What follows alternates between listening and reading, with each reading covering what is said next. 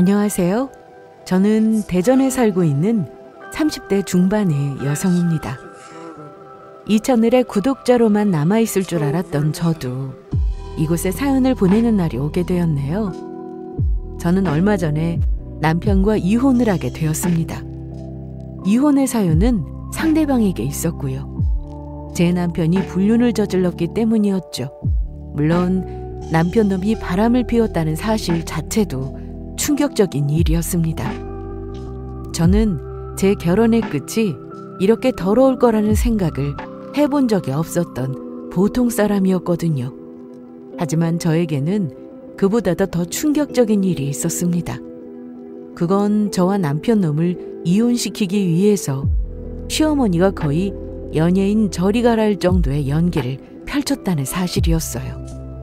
심지어 제가 시어머니를 간병하고 있는 와중에요. 남편 놈이 시어머니의 연기에 적극적으로 동참을 했던 것은 말할 필요도 없는 일이었고요. 더 웃긴 일은 따로 있었습니다.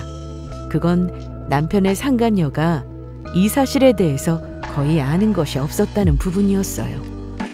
남편 놈과 시어머니가 연기를 한 대상이 저 하나뿐만이 아니었던 것이었죠. 이런 기가 막힌 일에 다행이라는 건 없겠지만 그나마도 저는 속 시원한 복수를 하고 그 상종 못할 집구석과 헤어질 수 있었습니다. 살면서 제가 만났던 가장 쓰레기 같은 인간들이 제 남편과 시어머니였던 그 사건에 대해서 지금부터 들려드릴게요. 저에게는 오래된 남자친구가 있었습니다. 결혼하기 전까지 그 사람과 6년을 연애했었죠. 6년이 누군가에게는 짧다면 짧고 길다면 길다고 할 시간이라지만 저에게는 상대적으로 엄청나게도 긴 시간들이었습니다. 그 연애 기간 중에서 4년이 넘는 시간을 제 남자친구는 시험 준비를 하면서 보냈었거든요. 저와 사귄 지 1년쯤이 다 되어갈 때 남자친구가 머뭇거리면서 어렵게 말을 꺼내더라고요. 내가 하고 싶은 일이 생겨서 자기 양해를 구하고 싶은데. 하고 싶은 일? 그게 뭔데? 나 회사 그만두고 시험 준비를 하고 싶어. 세무사 시험. 저희가 사귀었을 때 남자친구가 갓 회사에 입사를 한 상황이었어요. 그렇게 저와 연애를 하면서 1년간 신입사원의 시기를 보냈었던 거죠. 그런데 남자친구가 유난히 회사 생활에 적응을 잘 못하더라고요.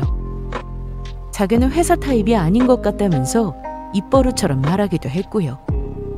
솔직히 말해서 저는 그 말에는 동의하는 편이 아니었습니다. 이 세상에 태어날 때부터 회사 체질인 사람이 몇이나 되겠어요? 회사를 다니고 있는 사람들의 대부분은 본인이 회사와 맞지 않는다는 생각을 아마 날이면 날마다 하고 있을걸요?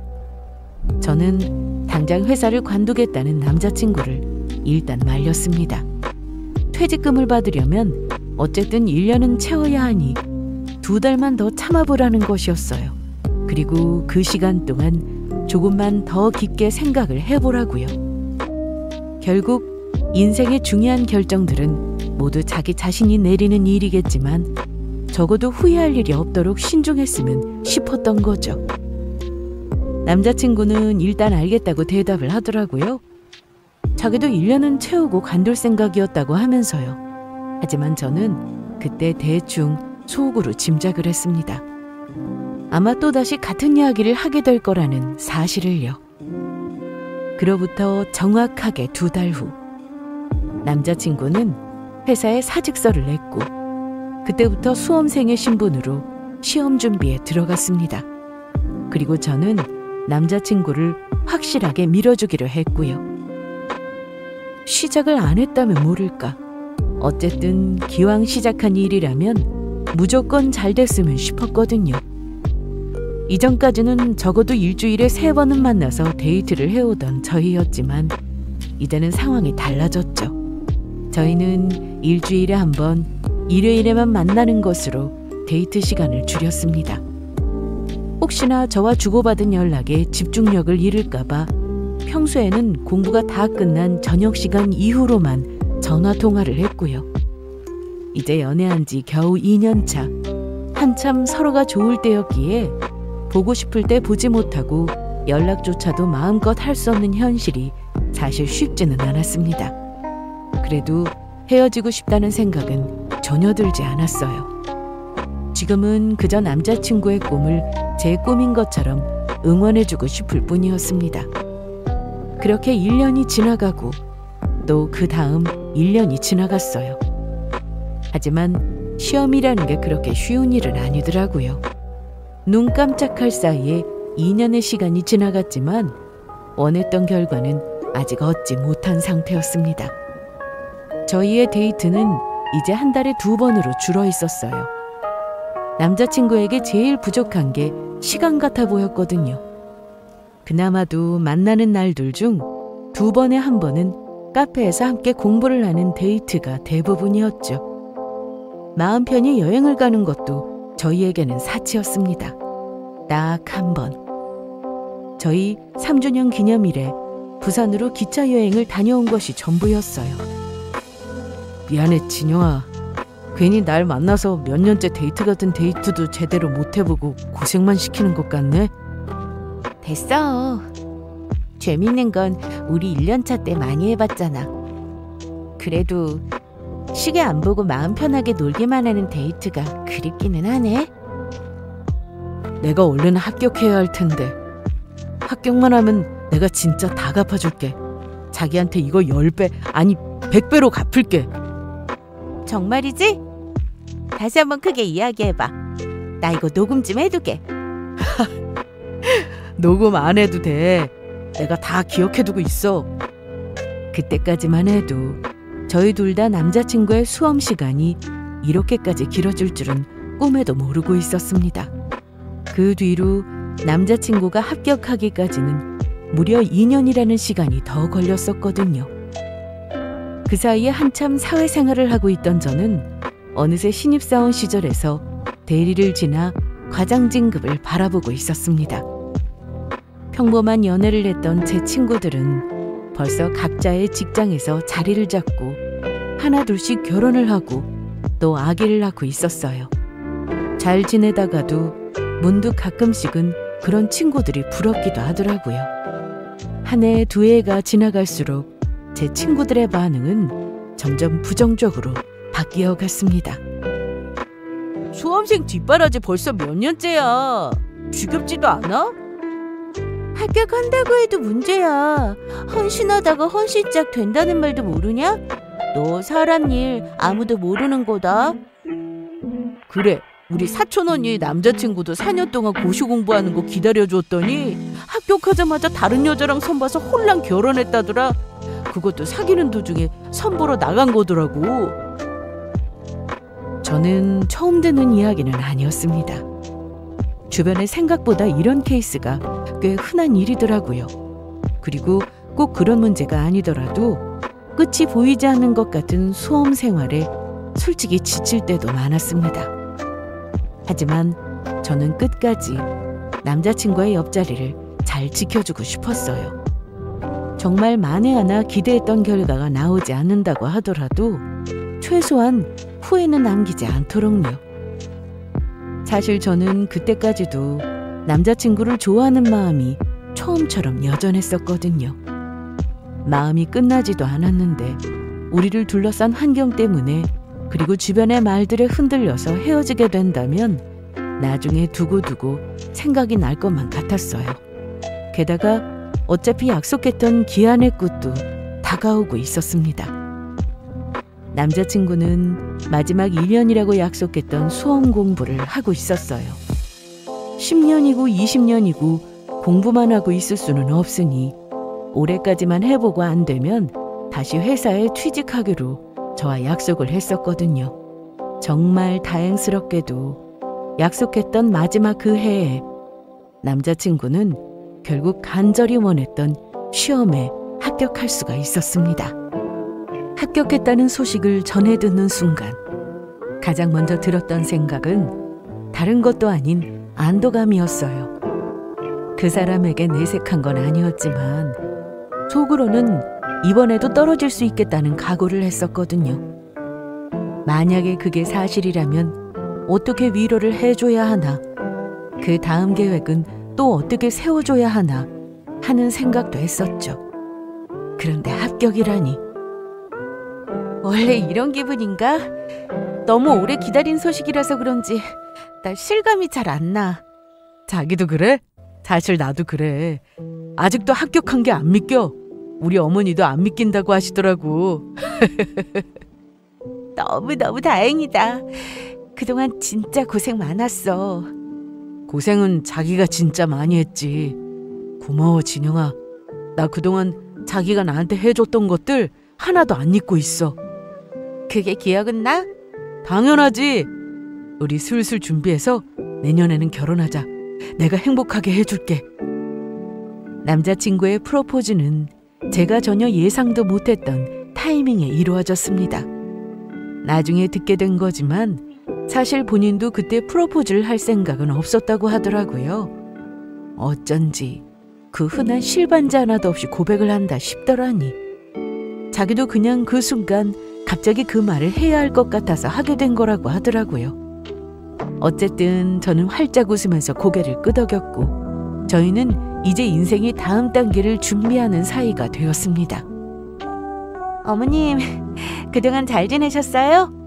아유, 잘 지냈지. 너희 결혼하기로 했다면서?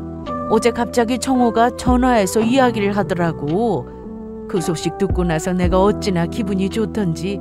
준영이 너랑 결혼한다고 하면 내가 두 팔 들고 환영이지. 예쁘게 봐주셔서 감사합니다, 어머님. 저도 너무 기쁘고 좋아요. 앞으로 어머님한테도 제가 잘할게요. 우리 진영이는 어쩜 이렇게 말도 예쁘게 잘하는지 몰라. 아들도 시험에 합격해 진영이 같은 며느리도 생겨. 내가 말년에 이게 무슨 복인지. 예비 시어머니는 원래 저를 예뻐하던 분이셨어요. 남자친구와 오래 연애를 하면서 예비 시어머니와 함께 셋이서 1년에 두세 번 정도는 같이 식사도 하고 좋은 시간을 보냈었거든요. 대단한 건 아니었지만 명절이나 어버이날 같은 때에 아주 소소한 선물을 챙기기도 했고요. 저희가 결혼하기로 했다는 소식에는 당연히 너무 좋아해 주셨죠. 아유, 그런데 정호가 공부만 하느라고 모아둔 돈이 없을 텐데 너희 신혼집은 어떻게 하려고 그러니? 내가 그 생각만 하면 걱정이 돼서. 하지만 이 결혼에는 한 가지 커다란 문제가 있었습니다. 그건 지극히도 현실적인 문제였죠. 남자친구는 오랫동안 공부하느라 이미 회사를 다닐 때 조금이나마 벌어두었던 돈을 다 써버린 상태였습니다. 오히려 마지막에는 생활비 대출을 받아서 공부를 했을 정도였죠. 그동안 데이트 비용도 거의 다 제가 부담했었고요. 그렇다고 예비시댁이 넉넉한 형편인 것도 아니었습니다. 저희가 결혼할 때 지원해 주실 수 있는 돈이 거의 없는 거나 마찬가지였거든요. 너무 미안하다는 얼굴로 한숨을 내쉬는 예비 시어머니에게 저는 고개를 저었습니다. 걱정하지 마세요. 저희 욕심 안 부리고 형편에 맞게 작은 집에서 시작하기로 했어요. 마침 제가 모아둔 돈이 조금 있어서 어떻게 전셋집 구할 정도는 되고요. 나머지는 저희 둘 다 이제부터 열심히 벌면 되니까요. 예비 시어머니는 제가 복덩이라면서 저를 끌어안고 한참을 우셨어요. 미안하고 고맙다는 말을 몇 번이나 반복하시면서요. 남편과 저는 작은 빌라에 신혼집을 구해서 그곳에서 저희 둘만의 새로운 인생을 시작했습니다. 저와 결혼을 한 이후에 남편은 정말 소처럼 열심히 일을 했어요. 하루라도 빨리 이 작고 오래된 집에서 탈출해서 저를 더 깨끗하고 넓은 집에서 살게 해주고 싶다고 하면서요. 나 오늘 야근이야, 여보. 기다리지 말고 먼저 자. 또? 몇 시에 들어올 건데? 밖에서 밥 먹기 그러면 저녁 해놓고 기다릴게. 아니야, 저녁도 먹고 들어갈 거야. 그냥 당신 밥만 잘 챙겨 먹어. 너무 무리하는 거 아니야? 이번 주 내내 늦게 들어와서 어제도 피곤하다고 했었잖아. 괜찮아. 지금이 한창 바쁜 시즌이라서 어쩔 수가 없어. 열심히 돈 벌어야지. 그래야 이사도 가고 우리 귀여운 개똥이도 낳지? 개똥이는 남편과 저만 쓰는 단어였어요. 웃기게도 나중에 낳을 아기 태명을 먼저 쥐어놨었거든요. 조선시대에는 개똥이, 소똥이 같은 촌스러운 이름을 지어줘야 오래오래 건강하다고 생각했다더라고요.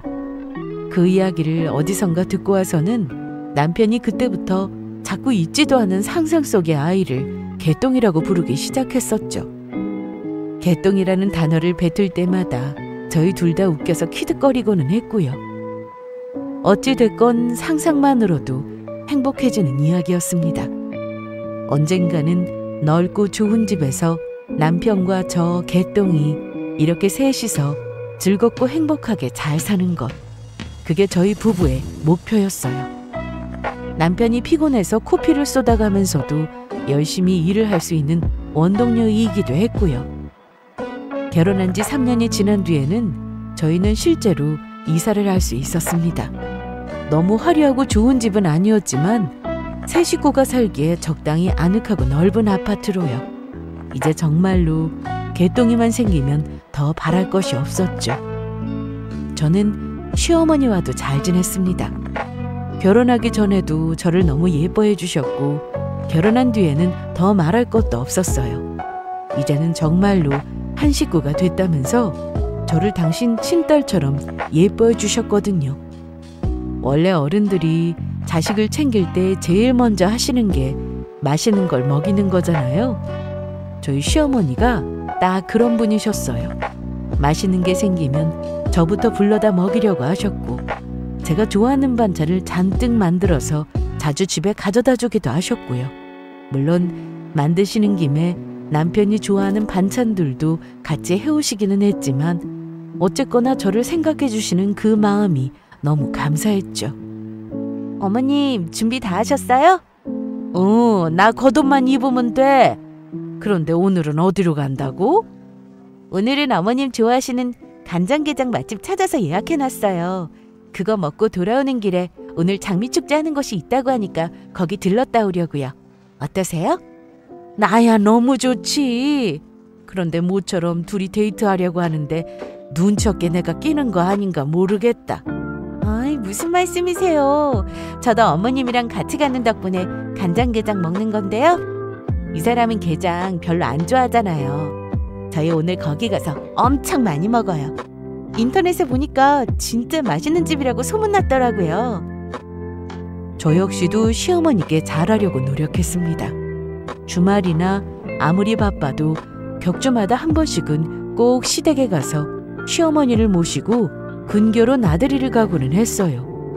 휴가 때는 일부러 일정을 맞춰서 시어머니와 함께 셋이서 여행을 가기도 했고요.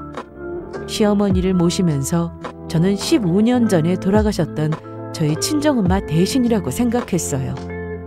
엄마가 살아계셨다면 저랑 이렇게 나들이도 다니고 맛집도 찾아다니고 철마다 쇼핑도 함께하면서 지냈을 것 같았거든요. 시어머니와는 그렇게 참 잘 지냈습니다. 일하느라 바쁜 남편을 대신해서 저 혼자 시댁에 찾아간 적도 많았고요. 제가 언제 가더라도 시어머니는 저를 반겨주셨죠. 그런데 그랬던 저희 사이가 멀어지기 시작한 것은 결혼한 지 3년이 지날 무렵부터였습니다. 남편은 아무리 생각해도 시어머니와 제 사이가 멀어진 이유를 모르겠다는데 제 눈에는 이유가 너무나 명확했어요. 그건 바로 아이 문제 때문이었습니다. 아무리 노력을 해도 저희 부부는 임신이 되지 않았거든요. 요즘 그 뭐냐? 결혼한 사람들 사이에서 돈이 많이 드네 어쩌네 하면서 아기 안 낳는 게 유행이라던데. 설마 너희도 일부러 애를 안 낳는 건 아니겠지? 딩크요? 아니에요 어머니. 무슨 말씀이세요? 그럼 착종하고 안 낳는 것도 아닌데 너희들은 왜 이렇게 좋은 소식이 없어? 너희 둘 다 혹시 어디 몸에 문제라도 있는 거 아니니? 저희 아무 문제 없다니까요. 그렇게 재촉하신다고 될 일도 아니고 그럴수록 오히려 더 스트레스 받아서 임신에는 안 좋대요. 저희도 노력하고 있으니까 그냥 좀 기다려주세요. 글쎄 그걸 대체 언제까지 기다려야 하냐고. 너희 기다리다가 이 애미 숨 넘어가겠구나. 나 무덤에 묻히고 나서야 손주 구경 시켜줄 생각이냐? 아휴, 어머니, 무슨 그런 말씀을 하세요. 어떤 사람과의 사이가 친해진다는 것은 그만큼 서로 간의 격의가 없어졌다는 뜻이기도 했어요. 장단점이 뚜렷한 일이었죠. 저와 시어머니의 사이가 평범한 고부 사이보다 더 가까워진 만큼 시어머니도 저에게 솔직하고 편하게 말씀을 하시는 편이었습니다. 좋게 말하면 숨기는 게 없이 솔직한 건데, 나쁘게 말하면 지나치게 직설적이실 때가 있다는 것이었죠. 정말 아니지? 아무리 시대가 바뀌었다고 해도 결혼을 했으면서 애를 안 낳는다는 건 있을 수가 없는 일이다. 옛날 같았으면 애 못 낳으면 소방 맞아도 할 말이 없는 일이야. 네? 정말 아니에요. 내일은 나랑 저기 옆 동네 한의원에 좀 같이 가보자. 갑자기 한의원이요? 어머님 어디 편찮으세요? 다 늙어서 내가 새삼스럽게 더 편찮을 일이 뭐가 있어. 내가 아니라 너 말이다. 내가 알아보니까 거기 불임인 사람들 사이에서 유명한 곳이라더라.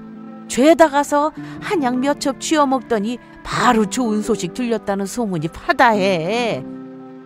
아이 참, 어머니도 이 사람 면전에다 대고 불임이다 뭐예요. 결혼한 지 3년이 넘었으면 아직도 애 소식 없으면 그게 불임이지 뭐냐. 그런 소리 듣기 싫으면 얼른 낳을 생각을 하든가. 아무튼 참말 말고 내일은 시간 비워놔라. 무슨 일이 있어도 거기부터 가봐야 하니까. 저희 시어머니도 아기가 있어서 하시는 말씀은 아니셨어요. 옛날 분이시라 난임 같은 단어를 알려드려도 잘 모르시고 본인도 답답한 마음에 하신 말씀이셨겠죠. 그래서 듣기 좋은 소리는 아니었지만 저도 매번 그러실 때마다 그냥 이해하고 넘어가고는 했습니다. 하지만 그런 말씀을 하시는 걸 들을 때마다 저도 사람인지라 제 기분이 좋지 않은 것까지는 어떻게 할 수가 없더라고요. 그렇다고 저희 부부가 손만 놓고 있었던 것도 아니었습니다. 아이가 생기지 않아서 제일 스트레스를 받고 있는 건 다름 아닌 저희였으니까요.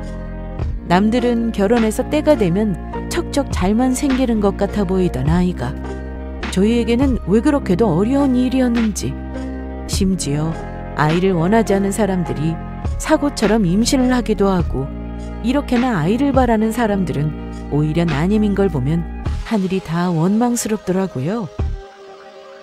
시어머니의 재촉과 성화에 못 이겨 한의원에 끌려다니고 임신에 좋다는 것들은 다 해보던 어느 날, 저희는 난임병원에서 상담을 거친 끝에 시험관을 하기로 결정했습니다.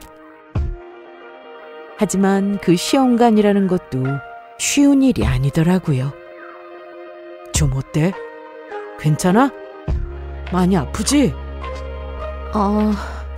따끔하네. 그것보다 배에 멍이 너무 많이 들었어. 아이고, 그러네. 당신 배에 멀쩡한 데가 없네. 괜히 고생시켜서 미안해. 아니야. 우리 개똥이 만나려면 이 정도는 참아야지. 그래도 개똥이 만나는 게 이렇게까지 어려울 줄은 몰랐네. 그러게. 이 녀석 나와서 얼마나 효도를 하려고 벌써부터 엄마 아빠를 이렇게 고생시키지?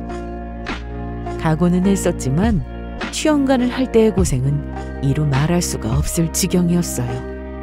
매일같이 배에 주사를 찔러 넣어야 하는 끔찍한 고통은 시작에 불과했습니다. 저는 시험관 시술의 부작용이 심한 편이었어요. 난자를 채취한 다음에 복부 안에 가스가 차면서 배가 터질 것처럼 부풀어 올랐고, 그럴 때마다 배가 아파서 바닥을 대굴대굴 굴러야만 했습니다. 매일같이 달고 사는 편도통도 있었고, 하루 종일 온몸이 답답할 정도로 숨이 차거나 열이 나는 일도 다반사였습니다.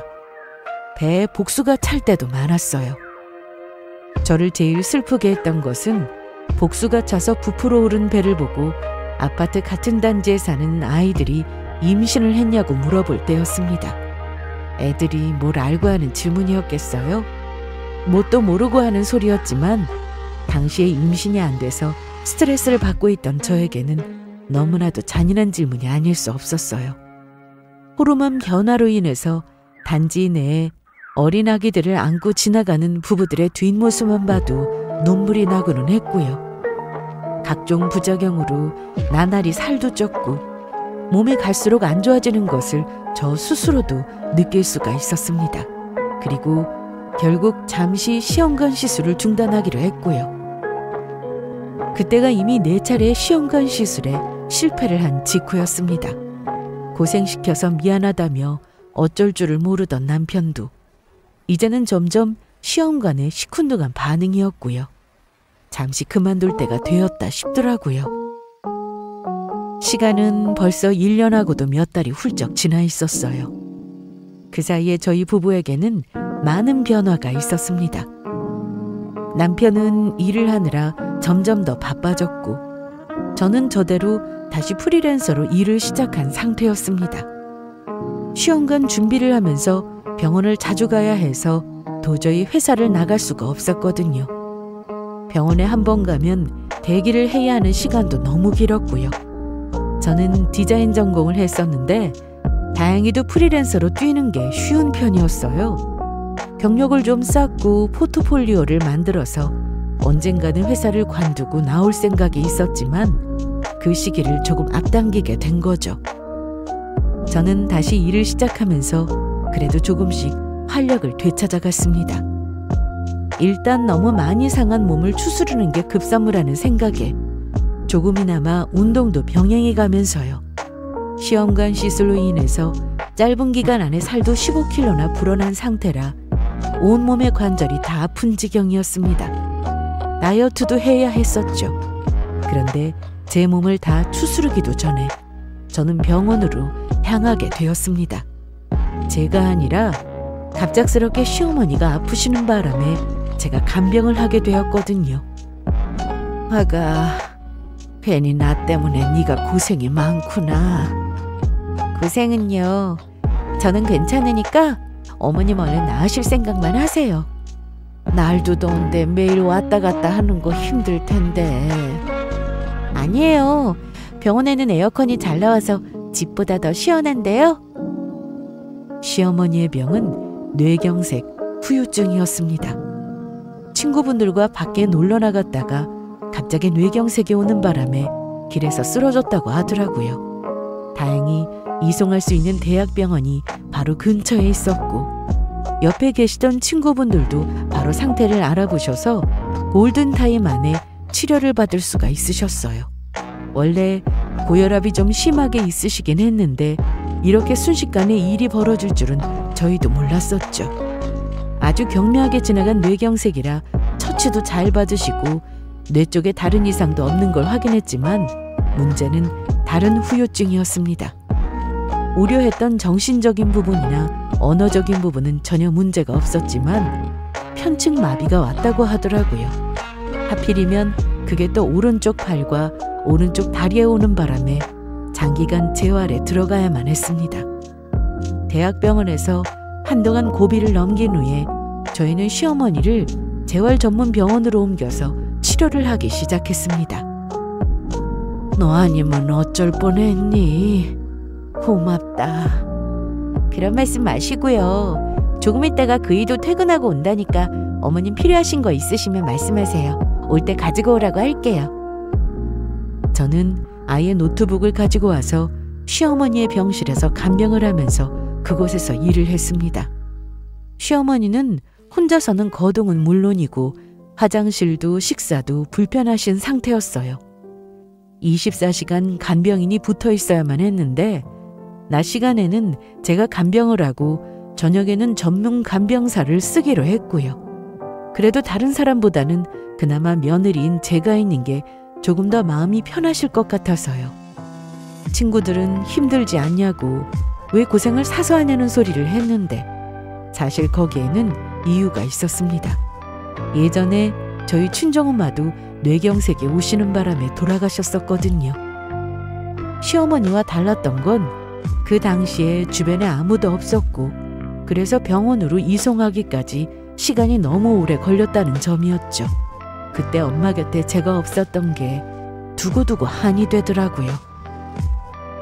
연세가 있으셔서 그런지 시어머니는 회복이 많이 느린 편이었어요. 물론 보통 사람들도 뇌경색 후유증에 재활치료가 쉽지는 않았겠지만 시어머니는 유독 회복이 더디다고 하더라고요.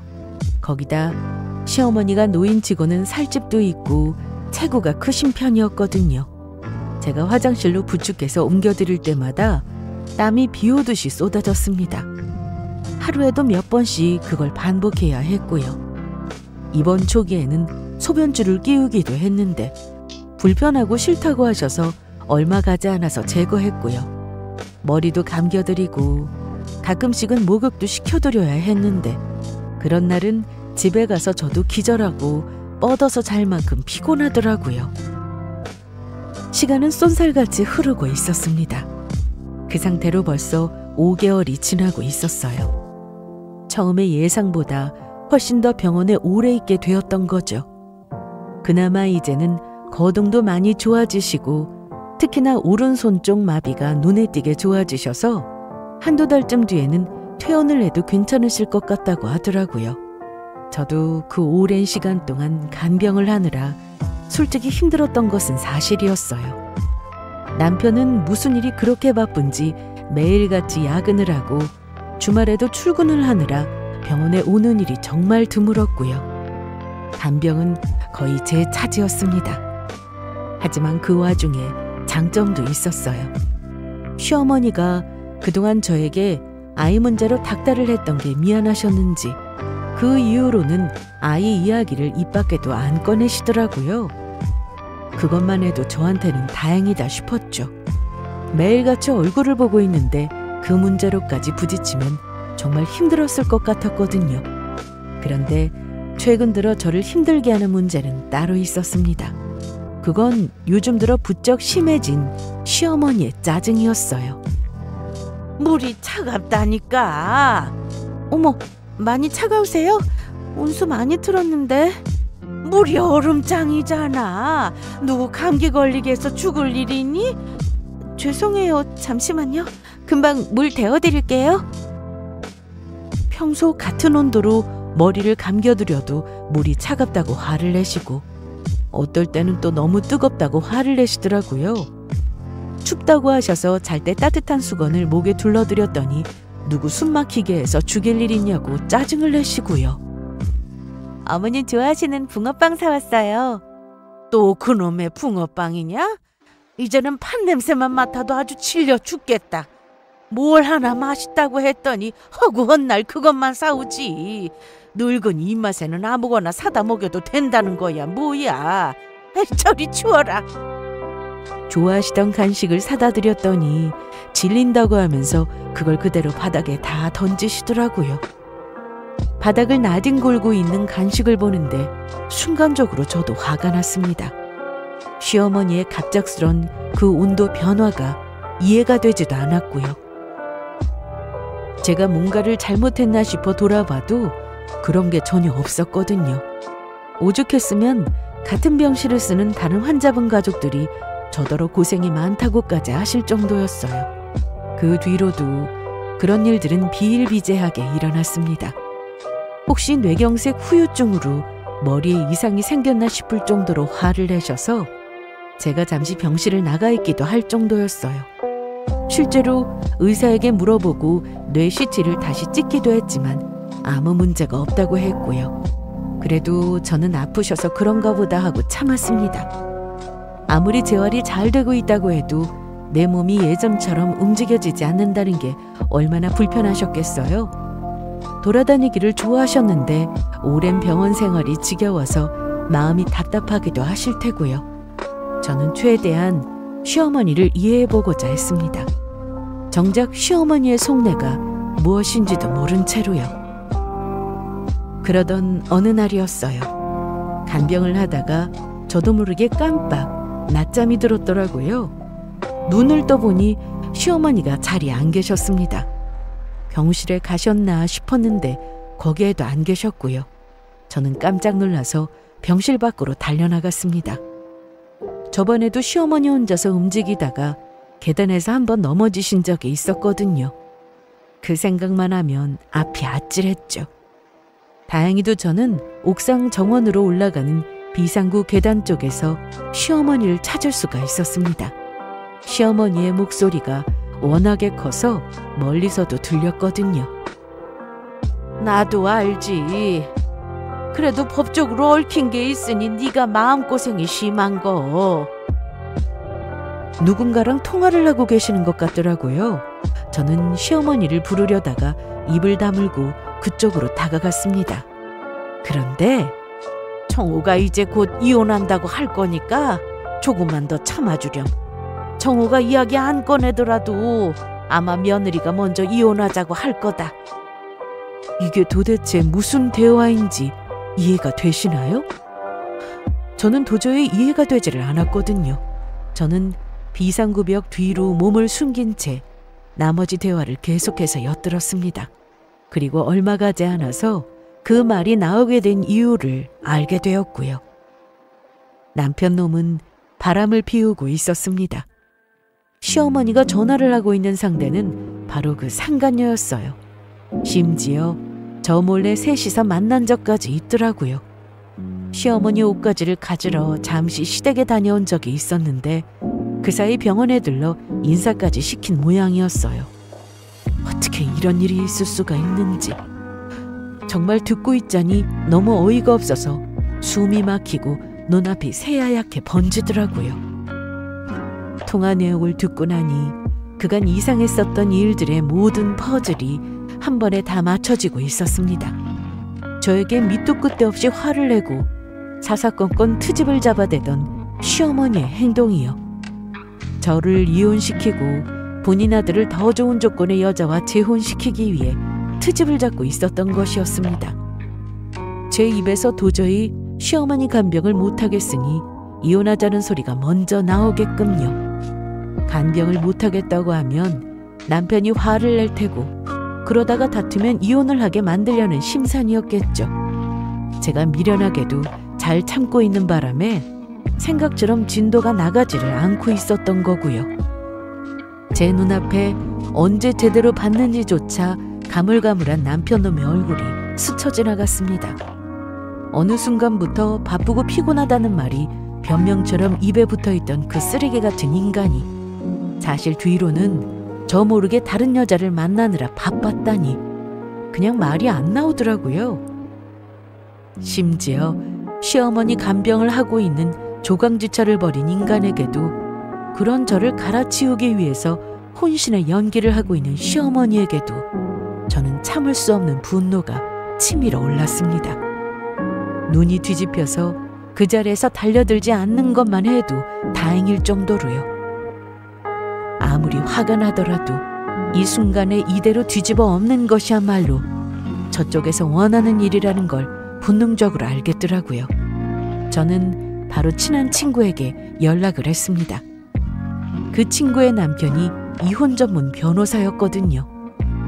지금까지 있었던 일들을 모두 설명하고 앞으로 제가 어떻게 해야 할지에 대해서도 자세한 상담을 받았습니다.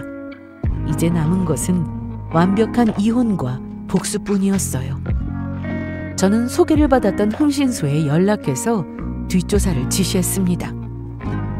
조사한 바에 따르면 결혼 직후부터 계속 사모님과의 사이가 안 좋았다고 상간녀에게 거짓말을 한 모양이더라고요. 사실상 별거 하면서 따로 산 지도 오래됐다고 했고요. 그래요? 네, 결혼도 사모님이 매달려서 하게 된 거고요. 저쪽에서는 아이도 워낙에 사모님이 갖고 싶어 하시는 바람에 하는 수 없이 시험관까지 한 줄 알고 있고요. 기가 막혀서 정말. 흥신소 직원의 말에 저는 헛웃음만 나오더라고요. 저 이야기들 중에 그 어느 것 하나 사실인 게 없었거든요. 결혼도 남편이 먼저 하자는 말을 꺼냈던 거였고 아이 역시도 저보다는 시댁에서 그렇게 가지라고 닥달을 했던 것이었는데 상간녀는 이 사실을 전혀 모르고 있는 눈치였다고 합니다. 하긴 저처럼 따로 사람을 써서 뒷조사를 하지 않는 이상해야 어떻게 이 모든 사실들을 알 수가 있겠어요? 작정하고 저를 속이는 사람들 사이에서 말이에요. 저는 병원에 다시 그 인간들이 나타날 때를 기다렸습니다. 그리고 그때는 생각보다도 빨리 찾아왔어요. 남편 놈한테서 전화가 왔거든요. 저와 병원 교대를 하겠다면서 저더러 오늘은 일찍 집에 들어가라고 하더라고요. 제가 병실을 빠져나오고 얼마 후 남편 놈이 상간녀와 함께 그곳에 나타났습니다. 얼마나 즐거운 이야기들을 나누고 있는지 병실 밖으로 새어나오는 웃음소리가 아주 복도에 쩌렁쩌렁할 정도였어요. 한참 동안이나요. 조금 뒤 상간녀가 전화를 받기 위해 병실 밖으로 잠시 나왔습니다. 물론 그 전화는 제가 흥신소 직원에게 시킨 것이었어요. 상간녀가 딱 한 번만 밖으로 나와주면 되는 것이었거든요.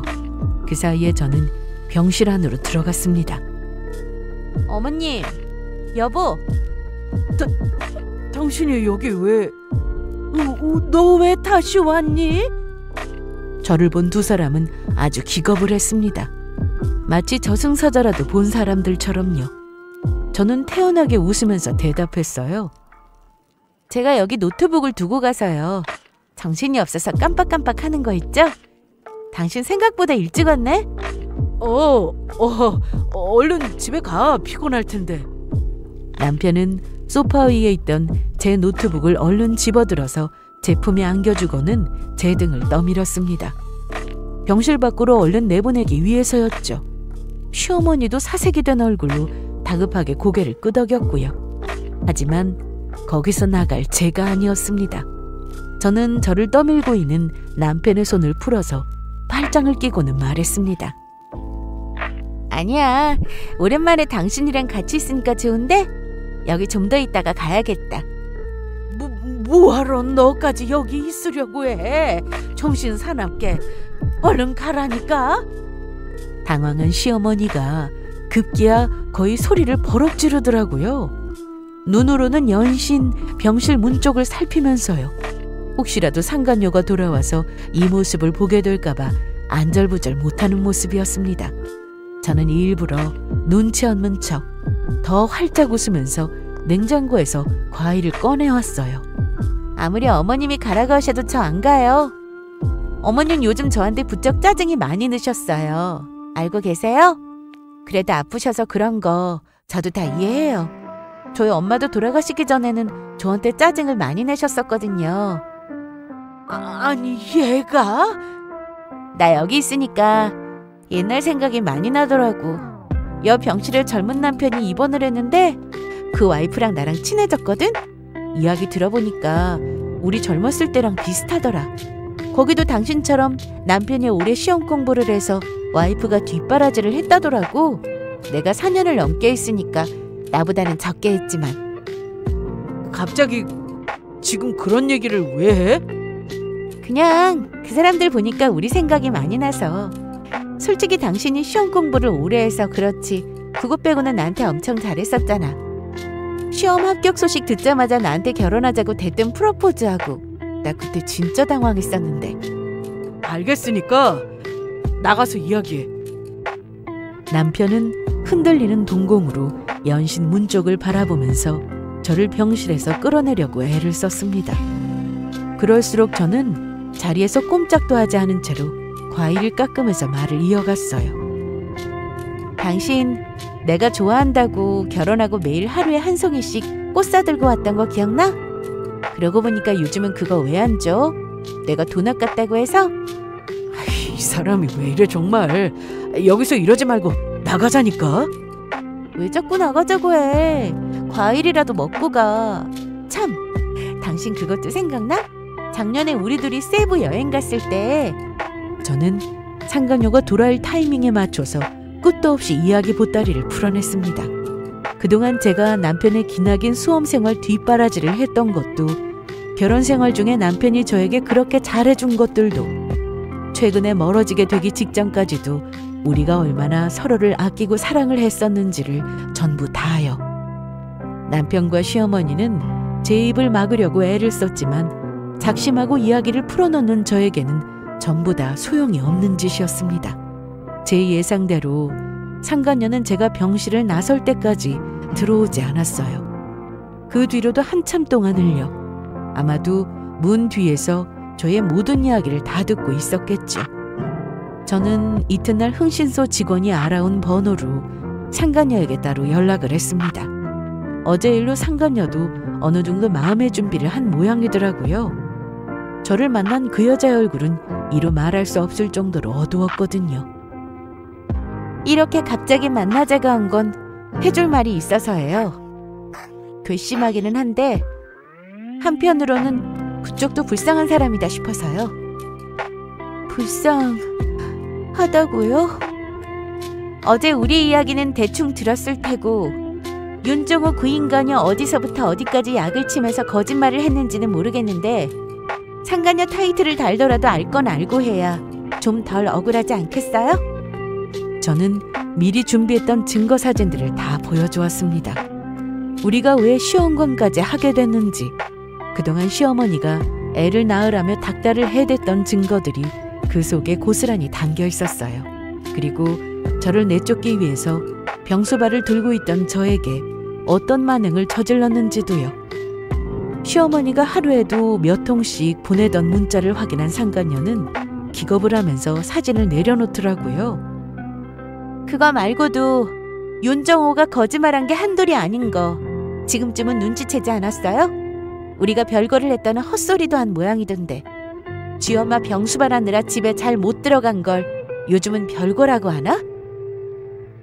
지금도 그 집에 살고 있다고요? 돈도 잘 벌고 능력도 좋은 모양이던데 그쪽도 사람 써서 좀 알아보고 해요.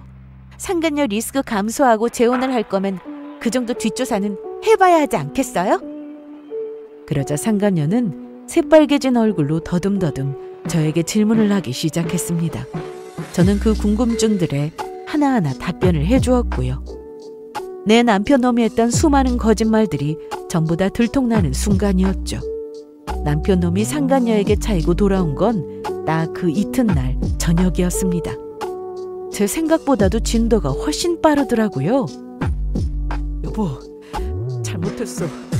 나 그 여자 정리했어. 정말이야. 왜? 너랑 안 만나준다고 하든? 거짓말을 너무 많이 해서 못 만나겠대? 그런 게 아니라 아무튼 내가 다 잘못했다고.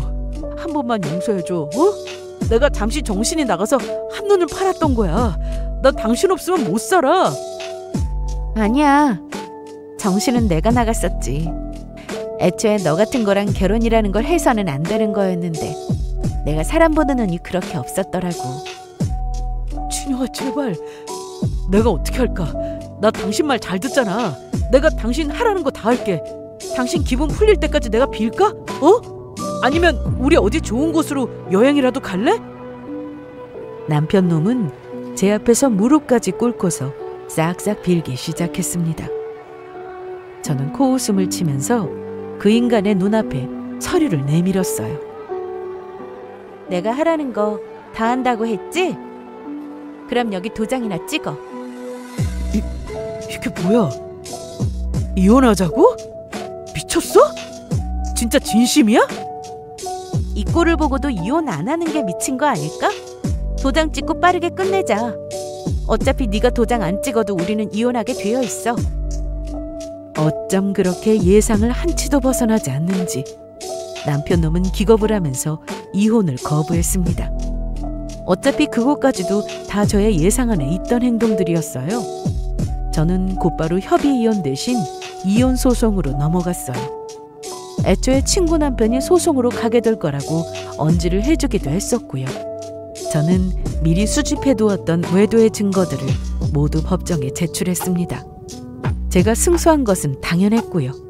저는 위자료를 받고 재산 분할을 한 뒤에 이혼을 했습니다. 연애 시절부터 그 긴 시간들을 고작 서류 한 장으로 정리하고 나니 참 많은 생각이 들더라고요. 한편으로는 아이가 없어서 천만다행이라는 생각도요. 사실 배우자의 외도로 인해서 이혼을 하게 되는 부부가 넘쳐나는 세상이잖아요. 제 주변에도 벌써 2손가락으로 꼽을 정도로 많은 케이스가 있고요. 그 사람들의 사연을 들을 때마다 제가 항상 궁금했던 부분이 있었습니다.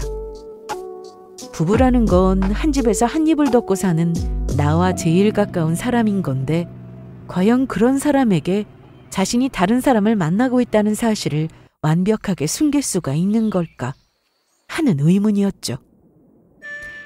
결론부터 말씀드리자면 네, 그게 가능한 일이더라고요. 물론 어느 시기가 오기 전까지는요. 저도 저희 남편 놈이 바람을 피울 거라는 생각은 꿈에서도 해본 적이 없는 사람이었습니다. 이건 단순히 서로가 서로를 좋아하고 있다 아니다의 문제가 아니었습니다. 길고 긴 인생을 살면서 상대방을 좋아하는 마음이 차츰 퇴색할 수는 있을 거라고는 생각했어요. 하지만 뭐가 됐건 부부로 같이 살기로 일단 약속을 했다면 적어도 결혼 생활을 유지하는 동안에는 상대방을 배신하는 행위는 하지 않을 거라고 믿었거든요. 저는 그랬습니다. 제가 그렇다고 해서 제 남편 놈도 그럴 거라고 믿었던 게 저의 실수였지만요. 저는 이제 자유의 몸이 되었습니다. 오랜 시간 다른 누군가를 사랑한다는 이유만으로 제가 아닌 남을 위한 시간들을 보냈었죠. 이제는 남편도 시어머니도 그 누구도 아닌 온전히 저만을 위한 인생을 살아보려고요. 감사합니다.